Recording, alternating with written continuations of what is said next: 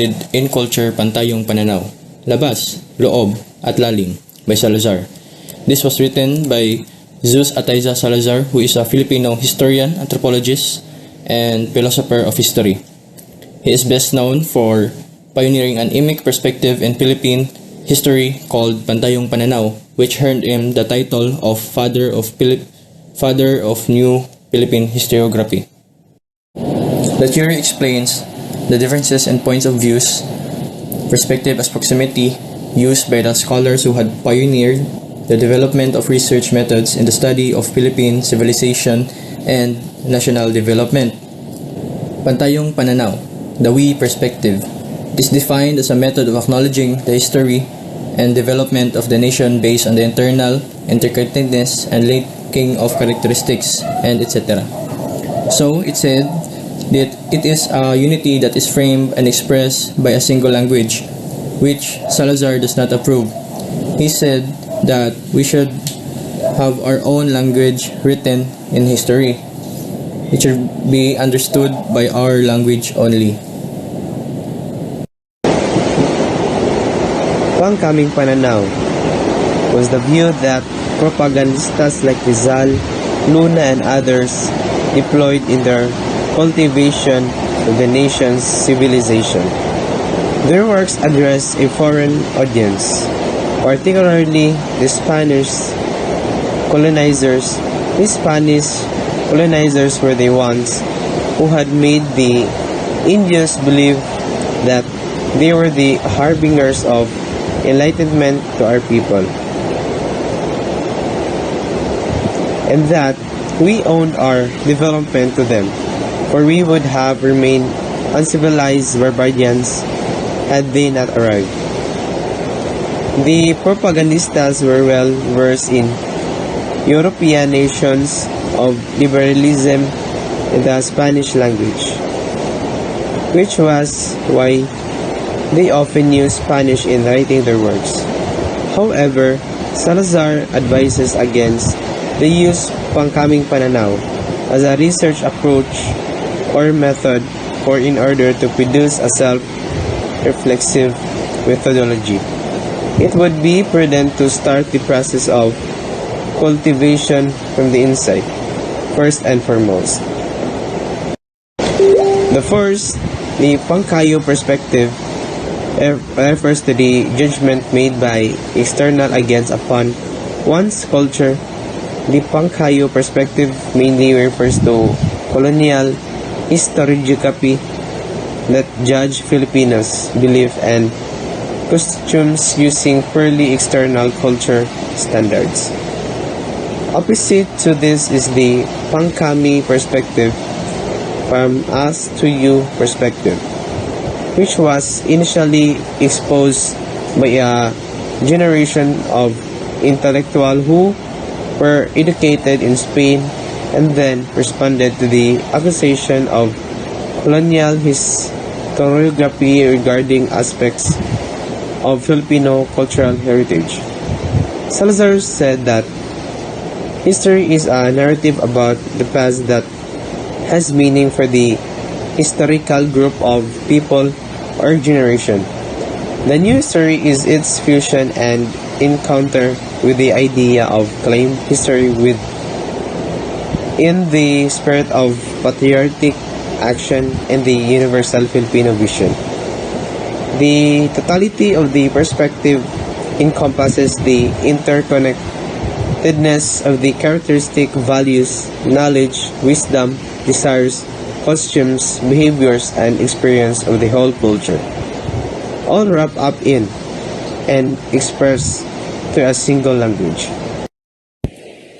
Salazar added that there can only be a common vision in Philippine society and culture, yes, concepts and habits that everyone knows the meaning of that will be the people's language.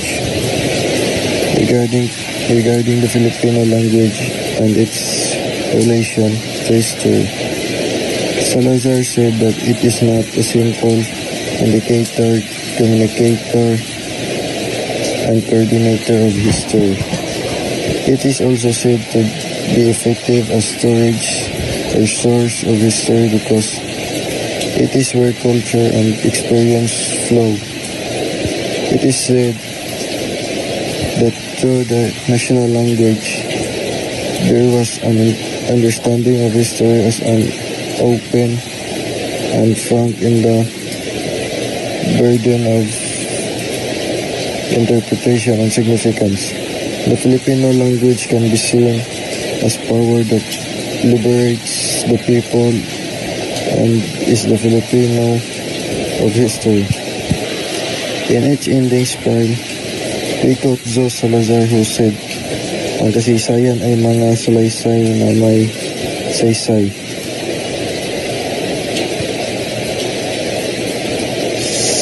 So,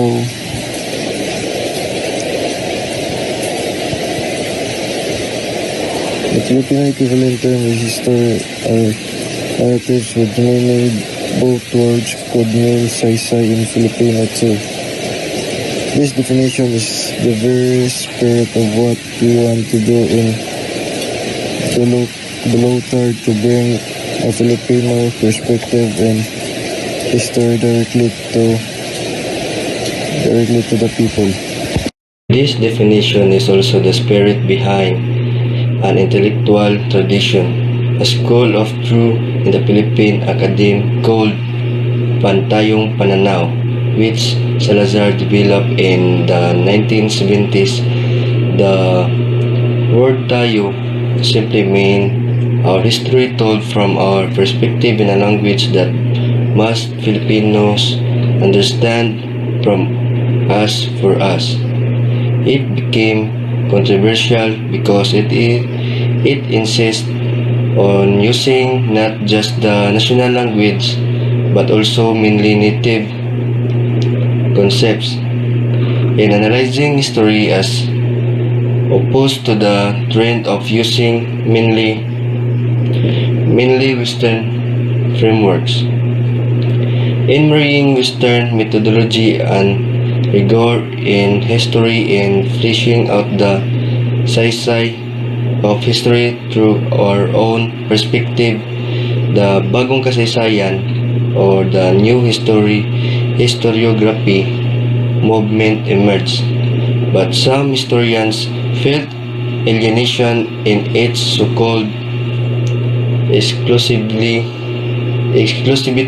and insistence on language in academia of Ingleseros, such that as the movement was growing in the university where it started, many of its adherents found themselves out of jobs, a move which did not spell the death of bagong kasaysayan as some wish, but rather made it bigger as those faculty occupied various teaching posts in other universities throughout the country.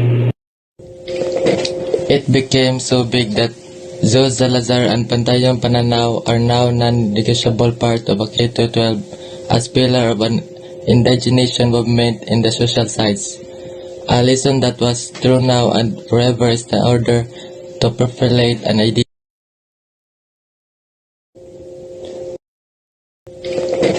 It became so big that Jose Salazar and Pantayong Pananaw are now non-negotiable part of a K-12 as pillar of an indigenation movement in the social science.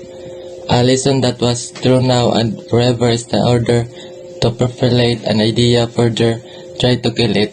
Yet, for many years, despite aiming for a history by the people and for the people, bagong kasaysayan remained enclosed in the four corners of academia and in the school. Despite using the national language, the jargon of academic writing naturally remained. Also, many historians were reluctant to engage the media because it only gives them a few seconds of airtime. Pantayong Pananaw is a basis for the unity of group of people with their own language and the culture. There is no common vision that covers the entire Filipino population because our own culture has been refused with another cultures. The national cultures will be our window to the outside. The necessary people rotate into holistic cultures and natural experience will be the mirror and spring of our hearts. That's all for our topic.